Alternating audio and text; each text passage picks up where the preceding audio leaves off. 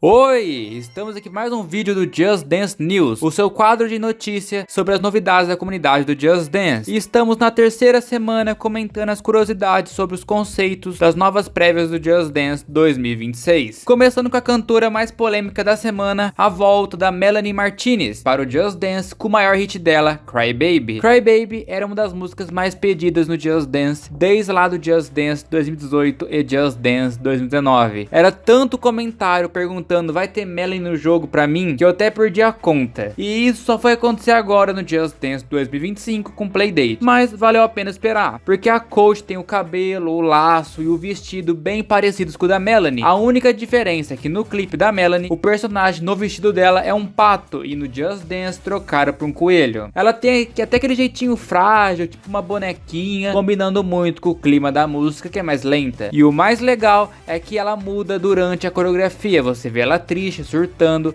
e do nada ela mete uma língua pra fora e quebra totalmente isso, parecendo uma criança birrenta. Eu curti muito esse jeito diferente que usaram pra trazer a música para o jogo. Outra surpresa dessa semana foi a chegada de Don't Go Break My Heart, do Elton John na franquia. Essa é a segunda música do Elton John desde a última vez que ele apareceu no Just Dance 2019. E o curioso é que tanto lá com I Still Standing quanto agora com Don't Go Break My Heart, as duas músicas são covers. Será que é tão caro assim licenciar uma música original dele? Ou tem alguns tempos que complica esse processo? Fica aí minha dúvida. Mas tirando isso, eu achei muito legal que criaram um conceito original para o mapa. Os dois quotes claramente foram inspirados nas roupas e nos trejeitos do Elton e da Kiki no clipe dessa música, porque é um detalhe que pouca gente sabe, por ser uma música muito antiga. Eu tô com a sensação que esse mapa vai surpreender. E confesso, eu já tava com saudade do Elton John na franquia. E uma coisa que não podia faltar no Just Dance 2026 era, claro, uma música de Natal. E esse ano a escolhida foi Rocking Around the Christmas Tree. E olha, o mapa tá cheio de referências pra quem ama esses easter eggs. O Papai Noel Twink que